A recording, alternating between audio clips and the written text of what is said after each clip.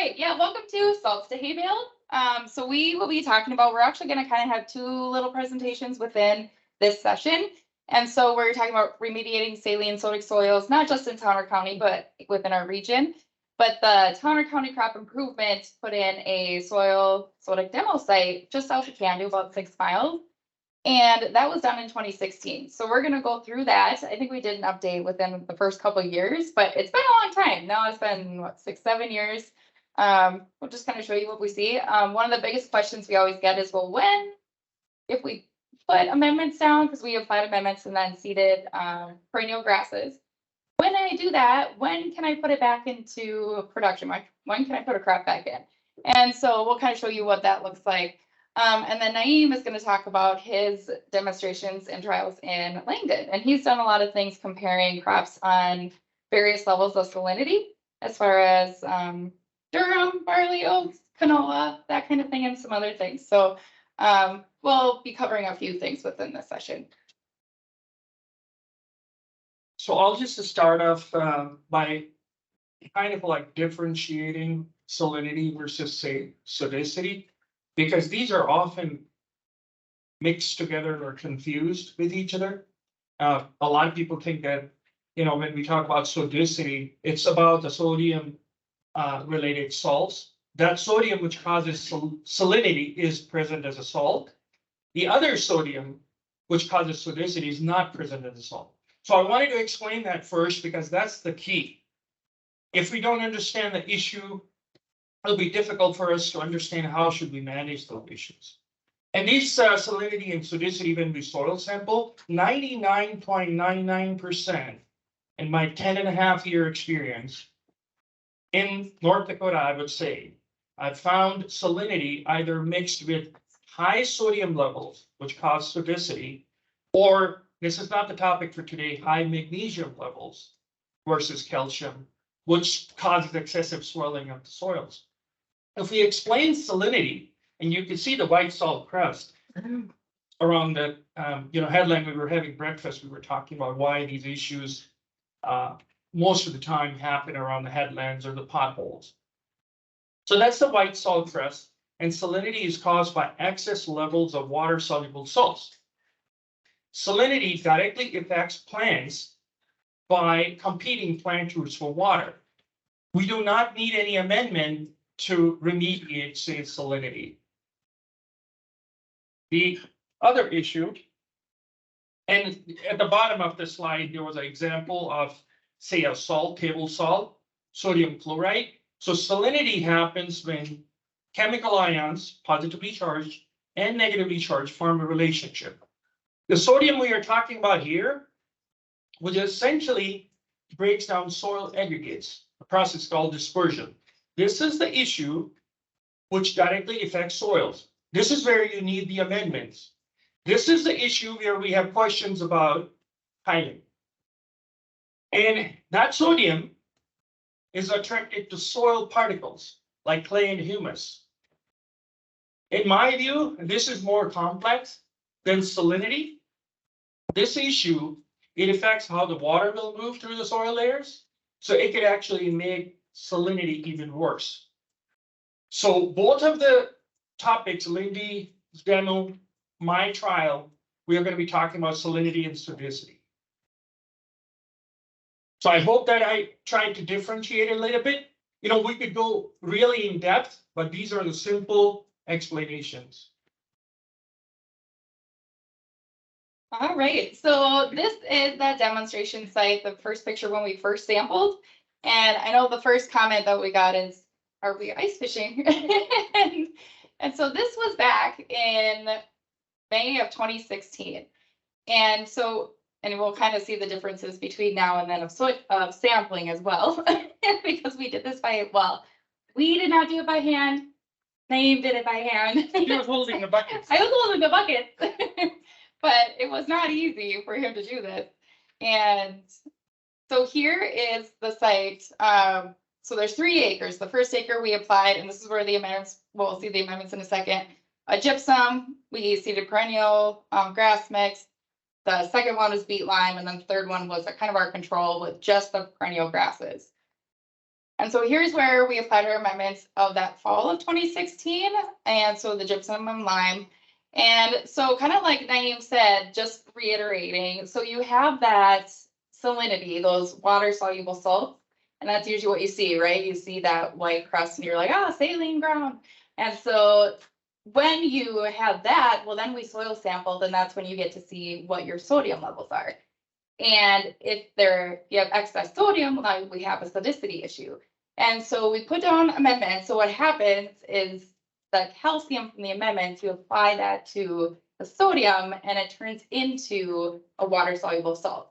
And our goal is to get enough infiltration of water to flush that out. Well, the sodium makes the soil swell, and so it inhibits that infiltration. So if we can convert it over, then we're able to kind of help flush that out. So here's our soil sampling just throughout the years. And here's see if I can play this. So yeah, going from by hand to a pickup has been probably a lot better. Let's see if I can plug this back in. You can see I gained a lot of weight after I got the pickup probe. When I used to, take samples by hand, I was much more fitter. This is good. So I hope I can get this on. Oh, my thing's not. Oh, there we go.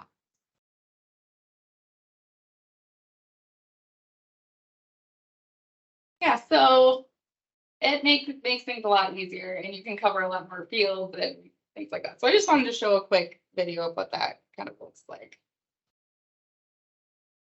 And we did, so there's the 3 acres. We sample that every year.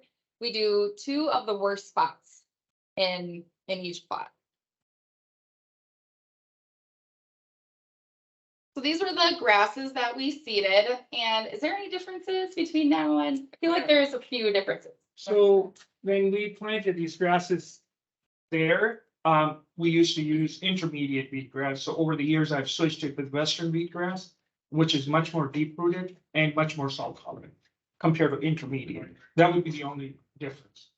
If you come to me today saying, and we suggest that mix to you, I'll switch that intermediate wheatgrass with Western wheatgrass. Yeah. And I do want to point out that it is a good idea to contact probably Naeem or somebody that is familiar with the individual things that you can mix together, because the pre-mixes aren't maybe necessarily the perfect mix for your spot. So here's just some pictures from, amendments, fall of 2016, this is fall of 2017. So you can kind of see the bunch grasses coming a little bit.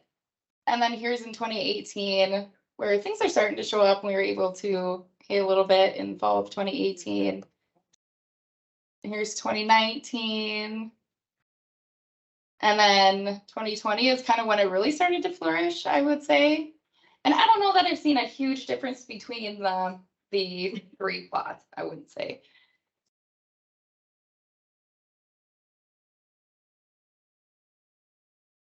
And then this is 21 and 22. So this last year we did this video, see if it goes.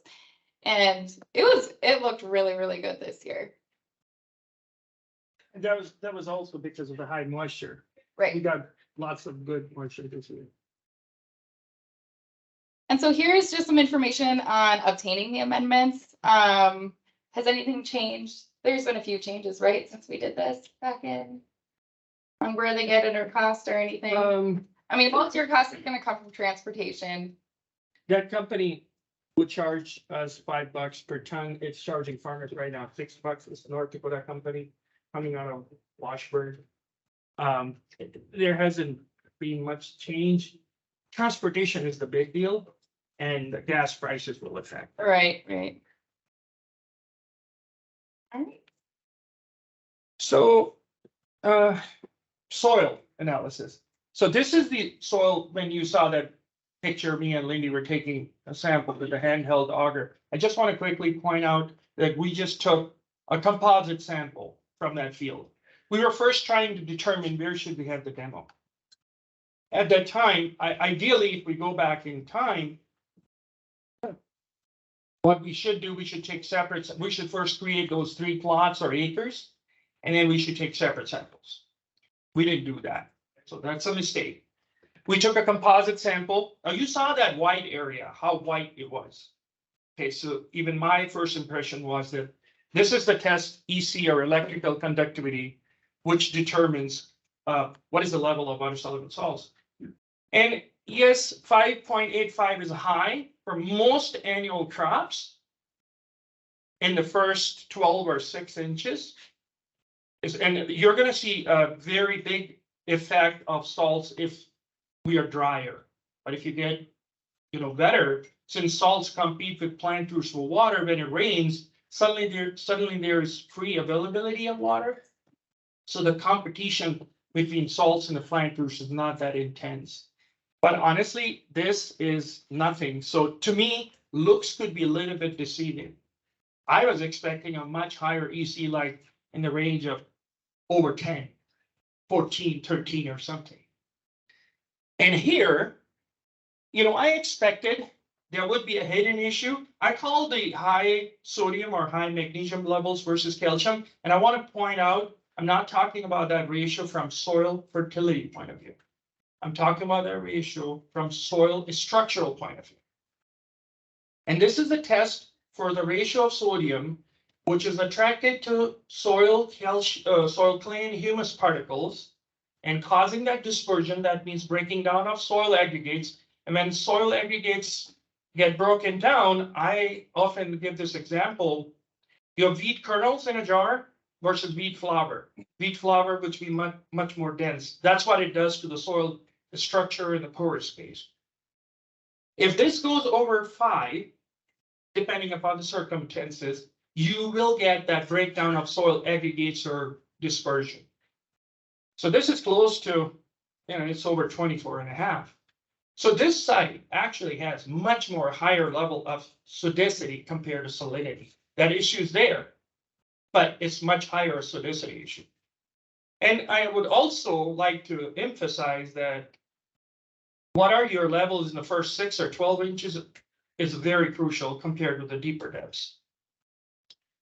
And then, like Lindy said, we take samples on an annual basis. And so these are just average, otherwise I would have had a lot of data. So if you look at these averages, the thing which I want to mention here, sodicity, especially in the first 12 inches, hasn't really changed in the last 17 to 22. How many years that would be? I was bad in math when I was a boy. Now my memory is leaving me too. So anyway, it's like close to 6 years. You could see that there's not a lot of changes in sodicity. Salts, we see changes. Salts can go out. You could flush salts in 1 or 2 growing seasons, depending upon the weather, quite quickly. Sodicity, on the other hand, is much more complex. Even when you apply amendments, what you're doing is, say, if you're applying gypsum, is calcium sulfate. That's calcium need to separate from sulfate, for example. And rainwater do that. If you stay dry, that calcium would be attached to that sulfate. It will not interact with that sodium or magnesium. And here's an example. So this data is from our Langdon REC tiling project. These are annual means for replication, treatments, and soil depths. And when we tile the land, our lowest mean was a little bit over 7, highest was 10. Within 2 growing seasons, we lowered our EC levels by 50 to 65%. But we had 25 inches of rainfall in 16. During, what if my throat is bleeding? I'm sorry. I'll grab some. I'm sorry. And so we had a lot of moisture. Come 17, the salt levels increased back, despite the fact that land was tiling. Because we went from 25 inches to 10 inches from April to October. And this is a fact you guys should know if you're planning to tile. When you get rain, soils will hold some water, planters will absorb some water. Excess water is gravitational water. That is the water tiles take, and that's the water which helps us leach the salts from the topsoil. There's another water, which is very prominent, say, under dry weather. So say under dry weather, your whole groundwater depth or water table could be 6 feet below the surface. But if your top dries, that water moves from wet to dry area, and it will start wicking up. And that water is not intercepted by tiles. Only plants, like these salt-tolerant grasses, can intercept that. If you don't intercept that water, they'll keep bringing more salts and sodium with that. That's what happens along the headlands and the potholes.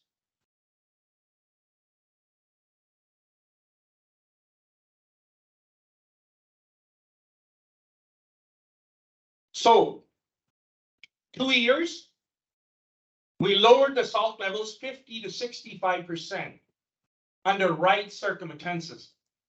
This is where my thought about tiling is, it's a good tool in your toolbox. It's not everything. I'm going to quickly give you an example. This is again a picture of our Langdon site, 4 feet deep. Several times we have had very big rainfall events, close to 4 inches. Some spots have high levels of sodicity, some have low. So this is a spot with high level of sodicity. Water sits there. We have a pump which pumps the water out. We don't have good natural gradient. It takes pump on an average 4 to 6 days to start pumping the water. I think this happened in 2019. And that's because of the poor soil water infiltration. That's the sodicity, which is slowing down the water infiltration. Here's another example. We started a no-till versus conventional till demo at the Langdon site. So we had 2 sites, conventional till, no-till, and they both have good grounds. And then in the end, we have a very high levels of saline and sodic grounds. Here's how they look. This is the saline sodic area. This is a good ground. You see how soybeans grew in 2021. Okay, so what I did last fall and this fall, I pounded a rain and I simulated 1 inch of rain and then the second. And the good side, the first inch took about 2 minutes. Soil was saturated. I poured the second inch. Second inch took about 8 minutes, 21 seconds. Now I was walking towards this area. So I knew water infiltration would be slower. But honest to God, I did not know how slow it would be. First inch took 23 minutes. Second inch took 1 hour, 16 minutes. I had to call my wife. I'm going to be late. So I'm not going to be able to give you the break you want today while I'm watching the kids. Plus, I watched a YouTube video. So what I'm trying to say, and in fall of 2022, similar results. This is how much soil sodicity can affect your soil water infiltration. This is real. This is not some lab work. You know, sometimes we crush the soil sample and do some demos indoors. This is real life example. Same field, I think 100 to 200 feet apart. So I got the question from Yep. crop improvements. Yep. I was like, well, what do you want to do with this, or do you want to continue? Oh, maybe we should tile our demo spot. So would you recommend tiling our demo spot? Well, if this would be my money and my land, I won't do the tiling first. I will first resolve that issue. If your infiltration is that poor, if you place your tiles 4 feet deep, 3 feet deep, 3.5 feet deep, Tom is going to be presenting that. I'm not an engineer, so I'm not going to get into that. The layers, soil layers sitting on top of the tiles, if they are not letting the water move through them timely, then your pump or your gradient will drain that excess water. It'll take 4 to 6 days. What is going to happen to your crop, which is drowned in 6 days? That's a question for you. So I would solve this, but I would not. Now, where the tiling plow goes, you always get good crop because it serves like a deep ripper. But when the soil goes back where it was, then we go back to the same issue. Now, here's the soil data for you. So the good ground where it took 2 minutes, 8 minutes, 2 minutes, 5 minutes. The EC salt levels are pretty high. That was surprising for me, over 4. But the SCR is less than 4.5. But when we went to the other side, it's 24. So we jumped from 4.5 to 24. Now, you could say that what if my FCR is 10 or 12? You know, I would say the higher is your SCR, the more bigger issue you will have. And also there's a connection between salinity and sodicity. If you have high levels of sodicity, that prohibits your water infiltration. That will make your salt problem also worse because salts are going to go into deeper depths. Quick question on your infiltration test that's done in the fall. To do an infiltration test in the spring or during the summer, we can expect different results. Yeah, you can. If you're, say, in the spring, if I go and the soil is even at the field capacity, you know, that should slow down your infiltration. So it depends upon your soil moisture level. And the seasonal changes can also make a difference, yeah. Would also be affected by possibly compaction because in the fall you'd have driven over that field a few times. This is no-till site since last fall. Since last fall. Yeah. Not no-till, you're still driving across. Yeah. Yeah, but to see the difference is that we are driving across a field on this spot too. So, Lindy, I would like you to give me a heads up, say, okay, because I get carried away, so, yeah, go ahead. In relation to compaction, how does the higher sodic soils take compaction versus, does it compaction worse in sodic soils versus non? So you could call it compaction, but I call it chemical compaction. Because one can have, one I call mechanical compaction, which happens due to traffic and equipment.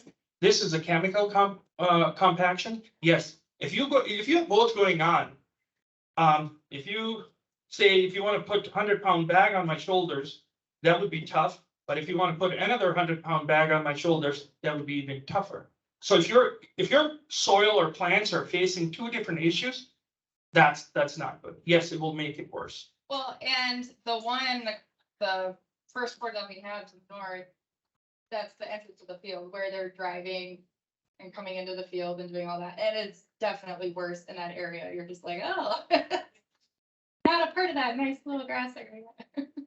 Yeah. Okay, so Lindy's demo, we talked about the perennial salt tolerant grasses. And those you will plant when there's no annual option, which will work there. Okay, but there are some annual crops you could grow. They have their limits, but you could grow them and make a good, decent profit depending upon the year. So what I'm going to talk about here is we have a barley and oats trial going on since last 2 years. It just started off like, you know, we just wanted to see how oats perform against barley. And we have a perfect gradient at the Langdon site. Then last year we said, okay, you know, we're doing this. We added 4 durum varieties. This year we added 4 canola varieties. Plan is for future that I would like to actually test 4 wheat varieties side by side alongside barley and oats, 4 sunflower, 4 sugar beet. Everybody talks about how salt tolerant sugar beet is, but I would like to see it side by side. So like I said, there are 3 gradients, and we are calling them the salinity and sodicity levels, especially in the first 6 inches. I am describing them, and my definition could be different than, say, somebody else, like, I don't know, say Frenzen, somebody else. So these are just my definitions. And when I define these levels, I have in my mind salt tolerant annual crops like barley and oats. I'm not thinking about soybeans. So low to moderate, we're calling it replication 1, moderate to high, replication 2, very high, replication 3. And again, like I said, I'm thinking about barley and oats. And then I'm more focused on the surface levels. So here are the 3-year soil results. And the main difference between replication 1 versus 2 and 3 is look at these numbers. The first 6 inches, say 20 and 21. Your salt levels were 3.99, 4.63. When you go to the 6 to 24 inch depth, even in replication 1, the levels are pretty high, 7.32. The difference is in rep 2, the same levels are in the first 6 inches. So your plants got nowhere to go. And the solidity levels are the same, 7. Now something happened in 2022. I asked the lab to reanalyze these samples 2 times. So these numbers, they keep testing them 3 times just to make sure there was no human error. So I don't know, this is where I say, I don't know, some things happen in the soil, which we don't, but I could say there was a very wet spring. So probably that helped leach some salts and sodium from the soil. Any question on here? Because this is the yield data or the seedbed differences you're going to see has a huge impact due to these salinity and sodicity levels. Okay, and this is the planting data. You could see that in 2020, I consider that as a typical normal Langdon weather year. We were able to plant around June 1st, 4 barley, 4 oat varieties. 2021, we added 4 durum varieties. We planted actually a little bit early because we had a very dry spring with very dry early growing season. 2022 was total opposite of 2021. It was very wet spring and very good soil moisture throughout the early part of the growing season. Later we became dry, but early on we had very good moisture. Here are the key observations. There were differences in seedbed. There were differences in germination, growth, and vigor, and that translated into yield and quality data. And then there were some differences within crops. Like oats turned out to be a little bit more salt tolerant than barley. Initially, at least, a lot of people thought that oats are not that salt tolerant. And then there were some varietal differences, 2-row barley versus say 6-row barley, or one oat variety came out big time. And then the salt levels increased. And the surface levels, we also learned how plants try to cope with high levels of salinity and acidity by keeping their roots shallow in the soil depth where the levels were low. So this is 2020. Perennial grass was growing there. And I told it, and please do not blame me for that. A research agronomist said, I need good seedbed to plant your trial, otherwise I'm not going to do it. I hope he's not here. So I said, I'll do it. Don't worry about it. I'll do whatever you want me to do. Just plant the trial. So you see here, this is replication 1, low level sodicity. This is where sodicity comes into play. This is moderate to high. This is very high. You see, I was rototilling, okay? Here, my tractor was sinking. It was like I'm working a garden. Here, it didn't matter how many times I would go, there would be big chunks and clots. That's where your sodicity comes. You see the differences in 2021, 2022. One more thing I observed, that with each year of tillage, the differences between the seed beds kind of like mellowed down a little bit. I hate to say this, but that's what I observed. And I'm going to tell you the way I saw it. Okay, germination. Typical Langdon year, weather-wise, 2020. The replication 1 germination started about 7 days and then completed around 11 days. Replication 2, because of the high levels of salt, so your seed also need to absorb the water for embryo to germinate. It was about 6 to 7 days delayed in replication 2. And in replication 3, barley had 0 germination. Oats germinated, but after roughly a month. 2021, very dry spring. So our germination, even though we planted early, June 1st, No, May 13th, actually, 17 days before 2020. And you could see that it was a couple days delayed, the germination, even in replication 1. And then same thing, replication 2, it was delayed, and replication 3 in 2021 barley germinated.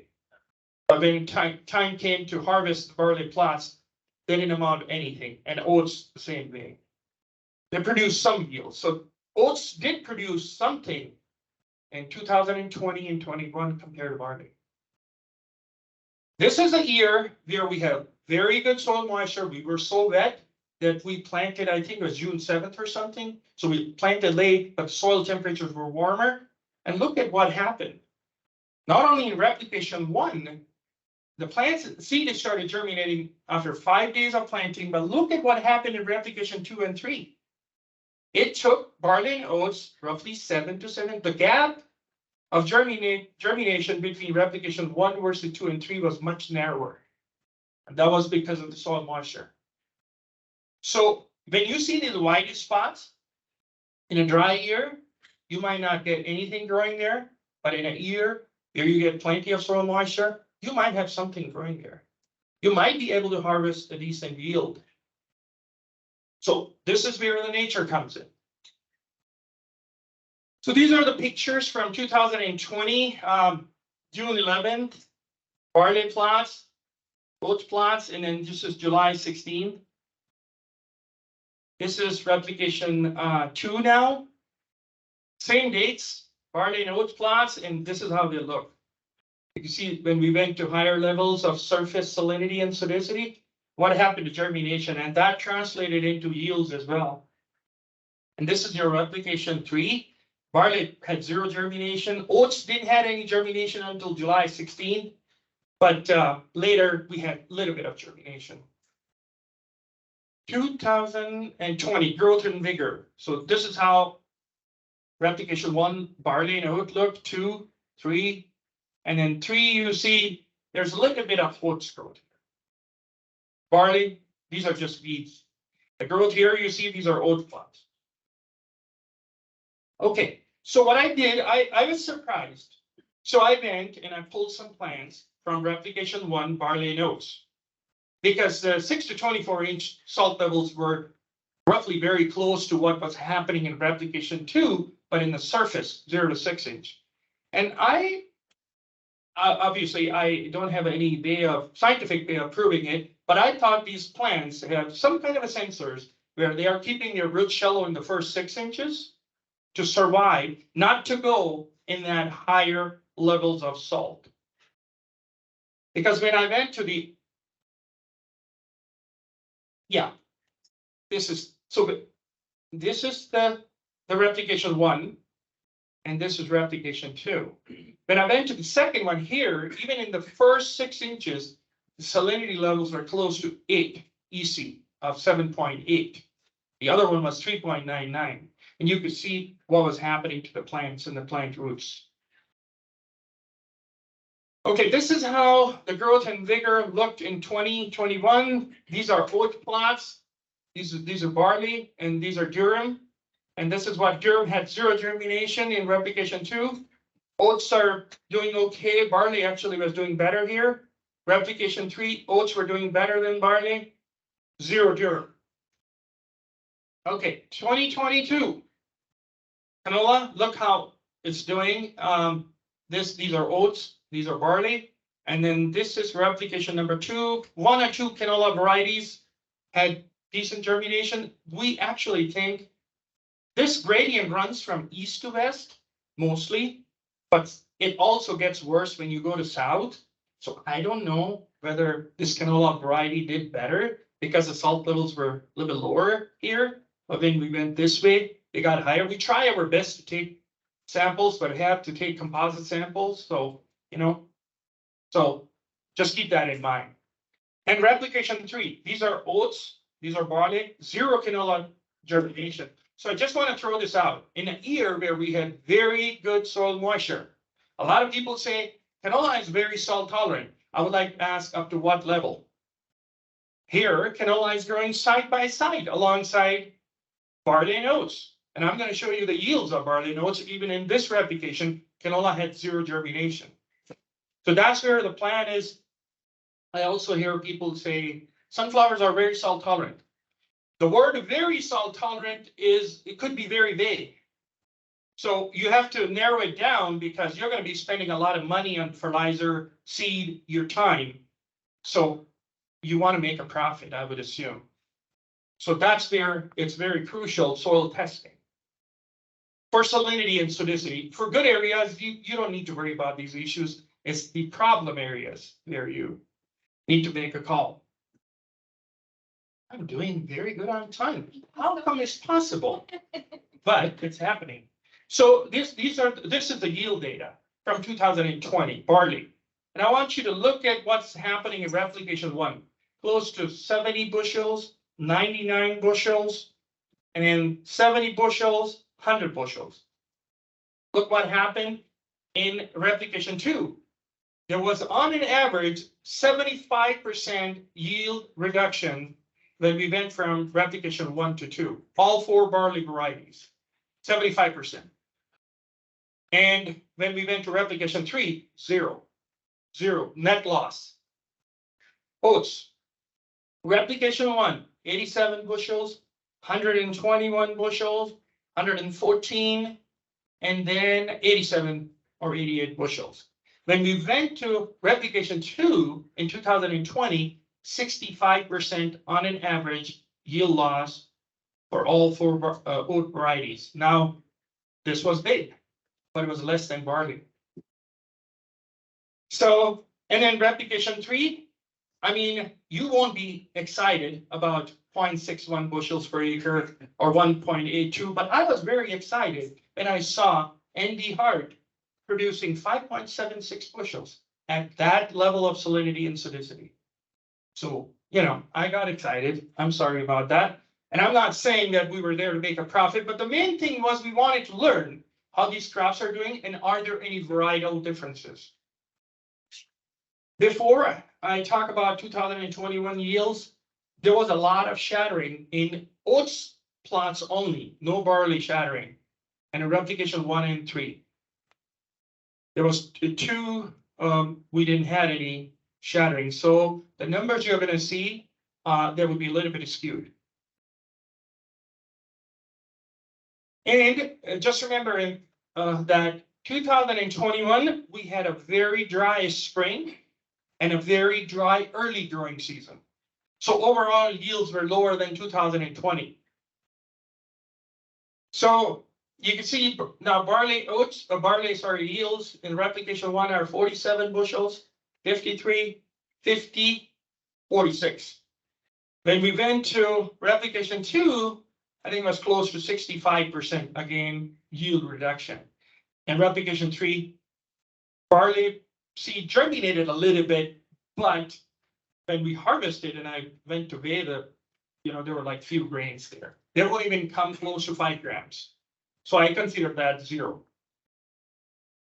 Oats. Again, there was a lot of shattering in replication 1 and 3.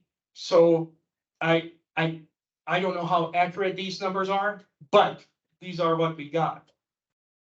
So 9 bushels, 56, and then 14, and then 36. When we went to replication 2, somehow in 2021, oats didn't do well in replication 2, but they did actually get better in replication 3 versus barley. So again, you guys won't be excited about yields like 2.9 bushels per acre, 2.92, but ND Hart again produced 4.92, close to 5 bushels per acre. So the message here is that when the salinity and sodicity increases, oats were overall more salt tolerant than barley. 6-row oats tradition was much more salt tolerant than 2-row oat varieties, and ND Hart produced much better results.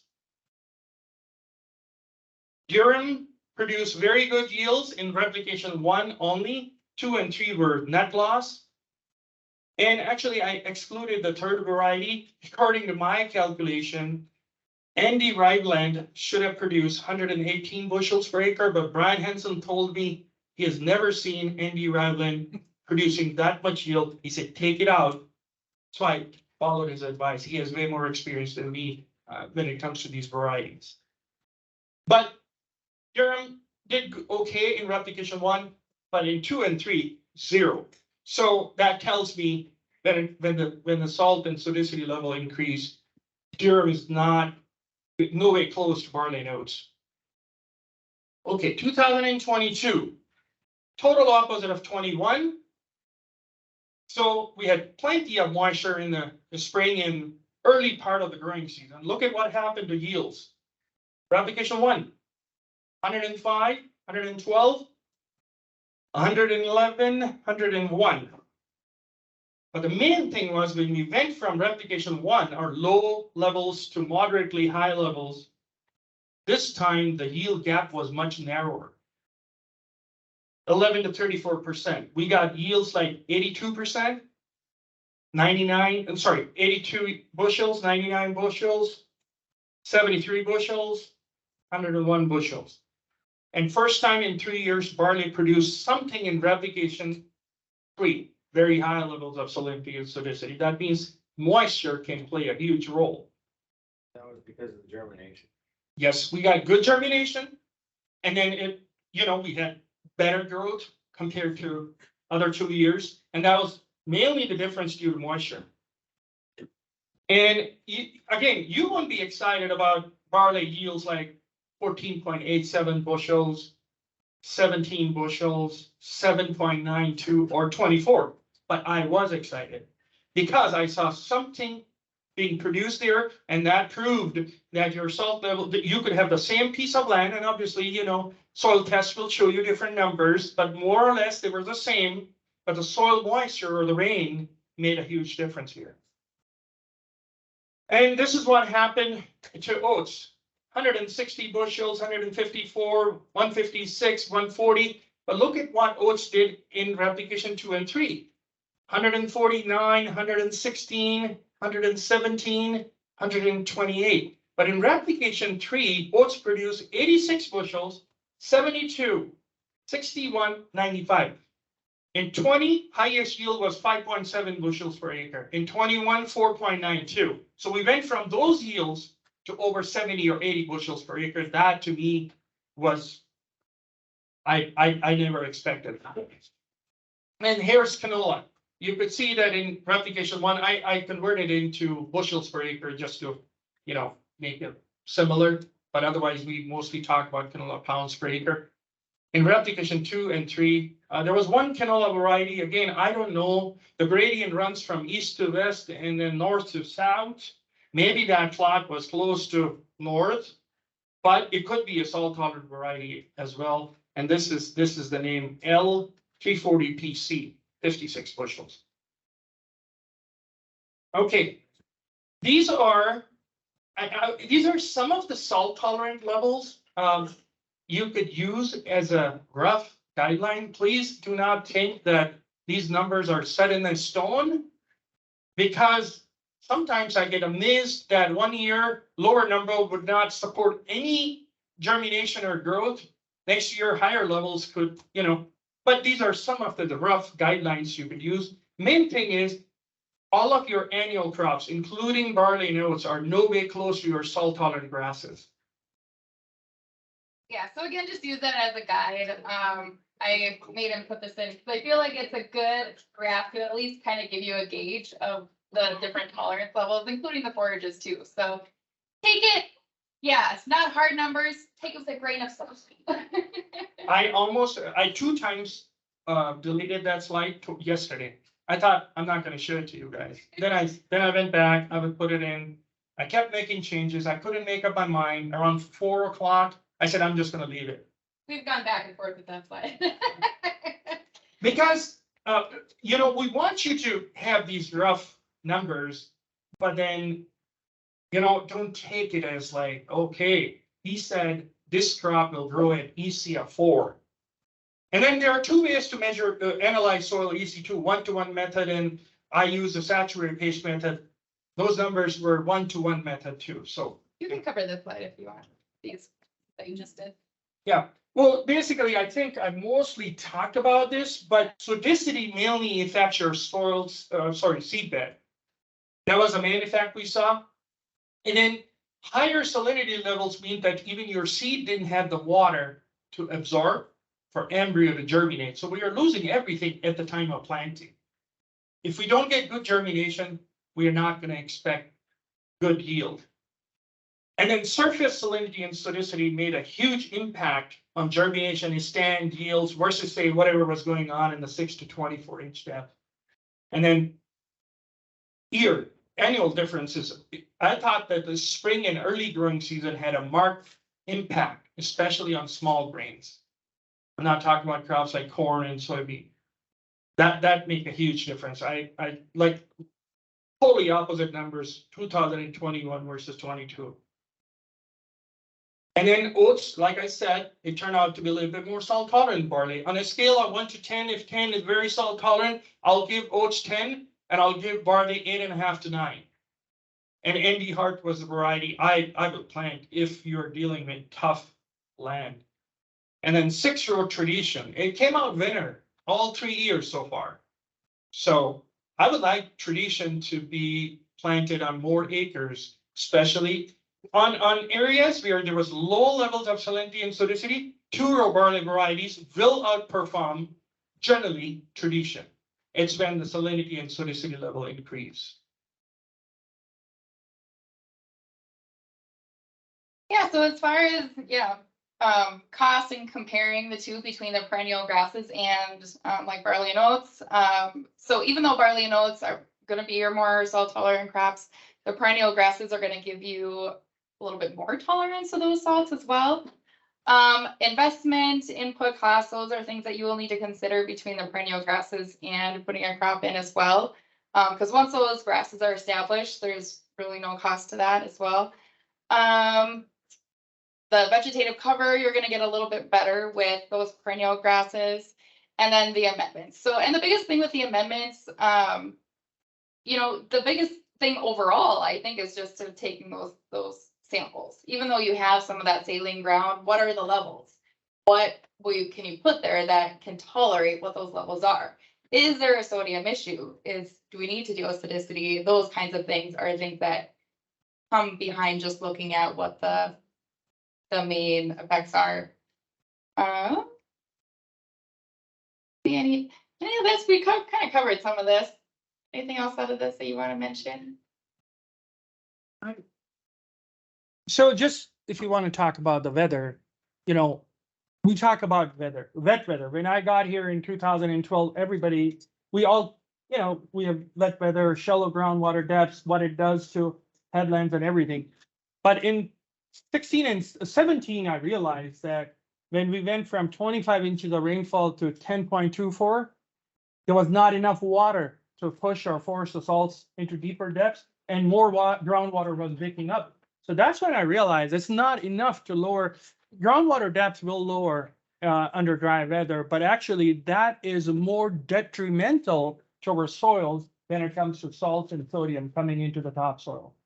I believe that wicking up or the capillary water does more damage than the shallow groundwater depth in 16. So if we see how much water is going up in the air versus what we are getting through rain, in 16, say we got 24 point something rain, April to October. For the same time period, close to 36 inches of water, went up in the air, evapotranspiration. So we were still 10 inches short for whatever we were getting versus whatever was going up. But in 17, that gap increased to 25 or 27 inches because we got over 10 inches, but water was still going up in the air, which was 36, 37.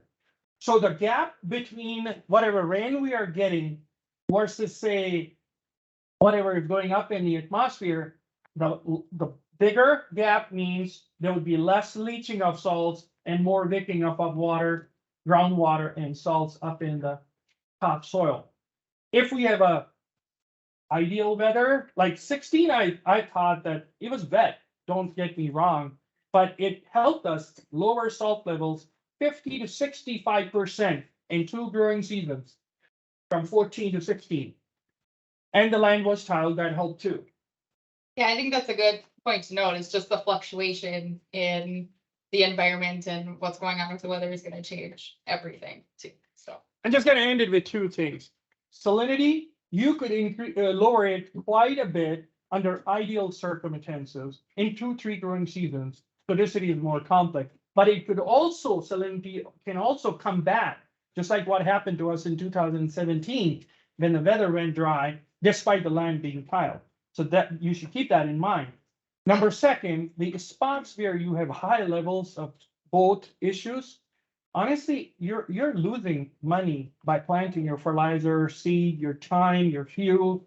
You'll be better off planting that grass base. That's what we started off. That's what we saw from that demo. And if you, I know livestock can greatly help, but even if you do not have livestock, you won't lose the money, and plus it will help your land. Because if you mow hay, Kevin is here, he deals with these grasses way more than me. These grass roots can go very deep. So that will help you. And the other big question that we get a lot with, like the demo site, is, well, if I apply these amendments and I put crop back in and everything is good, will it come back again? And will I have to deal with this issue all over again? And the answer is maybe, probably. But it just varies so much between the different pieces of the graph too. Right, that is pretty much what we have, unless you guys have any other comments or questions. Any study of alfalfa? Alpha, Did you do any of these tests with alfalfa? there are 2 other sites, not this demo. There, we just threw in about a pound or 2 of alfalfa. One site, I know the variety, it was 72 something, marketed by Next Grow, a winter hardy alfalfa. 3 years later, alfalfa plants had started popping up. And the farmer's site, I went and I took some soil samples where alfalfa plants were there and where only grass was growing. Where alfalfa was growing, the highest EC levels were 1.9 saturated paste. And where there was no alfalfa, the lowest EC was close to 4 or 5. So that tells me when your soil EC gets over, say, 2.5 or 3, I would not risk planting just alfalfa. But if you added some alfalfa seed with the grasses, I don't know, I think of it like grasses nurture alfalfa. Alfalfa seed remained dormant at 2 different sites, 2 different times for 3 years. After 3 years, alfalfa seed started popping up here and there. You know, in fact, one site, 1 year, it looked like this is alfalfa strip, even though grasses were there. So If we had thought about it, we were like, oh, we're gonna put alfalfa there the demo site, but we didn't think about it until after. Well, I just have a question. If you have, if you've got a bad spot in the field that you want to fix, so let's just say, you use perennial, salt tolerant grass, and all of a sudden, things are looking good. And you said that the problem could come back and turn it back to profit. So would you leave that and use that as a? Would that be a recommendation? So say if we are dealing with this whole room is say your field, here's your headland, which is lower. There in the middle, there's a pothole. Right now, say it doesn't support any annual crop. I would just put everything in the grass. When the land would start improving and I would do some soil tests, I would still leave a buffer strip along that low headland because our roads do not let the excess water go on the other side. Even when there is a natural drop, I have Google Earth pictures. There is a 17 feet drop within 1/4 mile to 1/2 mile, but the roads block it. It's a natural coulee. You could see it on Google Earth. And then the ditches don't flow well, culverts don't flow well. So you want to leave those grasses there as a cheap insurance around the pothole. Rest of this area, you could put it back into annual crops. But I would first soil sample and test it just to see whether those spots are improved enough to support annual crops. That's right. So dealing with like buffer strips, that's another management way that you can kind of deal with some of those areas too. I feel like when we have the problem, established problem, so you do the corrective measures, but you also need to do the preventive measures alongside it. So grass plant roots, these grass roots can intercept that capillary water. So you're kind of like doing a preventive. So say if you have 30 feet wide buffer strip, that will prevent that water from leaking up to the higher productive areas. Other crops at all? Well, the reason not here, because I don't think, so it depends how you define cover crop. You could consider these salt tolerant grasses as your cover crop too. If that's what you are thinking, yes, this is your cover crop. If you're thinking about turnip and radish, there will be a toast here. You're gonna lose your money. So most of the cover crops, what we consider here after harvesting a regular crop, wheat or something else, at these salt and sodicity levels, they will not survive. If you wanted to ask? Yeah, I was wondering if you get some good grasses established and then, no-till some alfalfa, say Yes. a Roundup Ready rice. Yes. Fill that into it and then spray out your grass. Actually, that's also a good strategy because when you first plant these grasses, they take about 1.5 years to get established. And if you want to control the weeds, and if there are some alfalfa plants, you'll kill them. But you could come back with a no-till drill, you could plant some alfalfa seed. But I would say that when you're planting alfalfa in these grasses, do not go high with your seeding rate because what we observed was just, that was not a research trial, 2 sites, we observed that, but you might not see that. So if you planted, I don't know how much it'll cost you, 10 pounds of alfalfa. So just try out 1 or 2 pounds and see how it goes. Keep your costs down. Because you see, what you have been doing on some of these spots, you have been losing money. And our aim is to slow down that process. We don't want you to lose money. In fact, we want you to make some money and improve the land.